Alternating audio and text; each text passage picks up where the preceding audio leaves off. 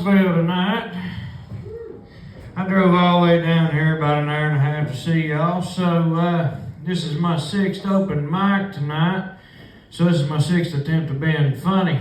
But Valentine's Day just ended and I threatened to give my wife 6 inches, but we had to have sex 3 times. Yeah, it was a rough start for me. It's our first Valentine's. But my mom, she's been on the dating scene for quite some time, and she's just been out of shape. She called me the other day, and she said, just because I'm overweight? I said, no, Mom, I think it's the beard. But the other day, she was feeding my niece, and she was feeding her biscuits and gravy, and she said, no, Mama, I don't want to look like you, overweight. Oh, but now, I don't have a lot of luck with cops, but my sister definitely don't. She's been charged with a bunch of stuff, and she got pulled over the other day for running a stop sign. And she's like, I'm gonna bribe this cop. And I said, you do what you want to do. She spread her legs, and he arrested her for open container. But now I know for real though, I used to work in corrections, and we used to have to do searches on the inmates, so we called it shakedowns, and we did this process where they have to squat and cough, and they never told me through all the training what in the hell this was used for. Till I realized I told the guy to squat and cough, and an orange come out of his ass. I asked him, I said, you gonna eat that? He said, not now. He said, I was gonna make toilet wine out of it. I said, you gonna whine your ass over to segregation? That's what you can do. Oh, but now I'm a welder. I make pretty good money. I like to stick shit together for a living, but then I realized it was kind of gay. But no, for real, I make pretty good money. I used to be a Chippendale down there, hard bodies down there in Jacksonville, and then I realized I was at Walmart and I got arrested for indecent exposure. Oh, but now no, I used to live in Jacksonville. I was up on Tinder all the time. I was really wanting to be a gigolo, but I kept getting complaints for coming up short. But no, I dated this girl. She was a songwriter, and she's part of this group called the Carolina Queefers. And then this one girl, she invited me to a sorority party, and it was called the Triple Threat, and it's where 3 sorority houses come together. And one was the Vibratas, the Dictators, and the Masturbators. But whenever we got there, the Dictators had to cancel due to an erectile dysfunction. Oh.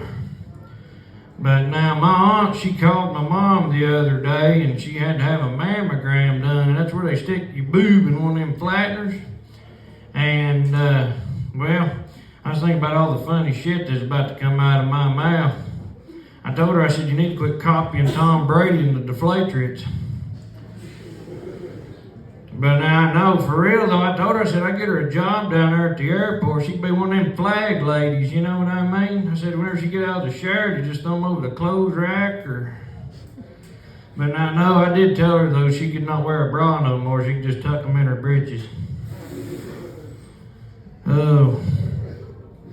Now I'm from a little town about 2 hours from here. It's called Honaker, and I doubt anybody y'all know anything about this place, but if you knew anything about it, I'm a little bit stupid, a little bit illiterate, but I can do math. I said I could do math. Don't get it twisted, all right? I don't do drugs.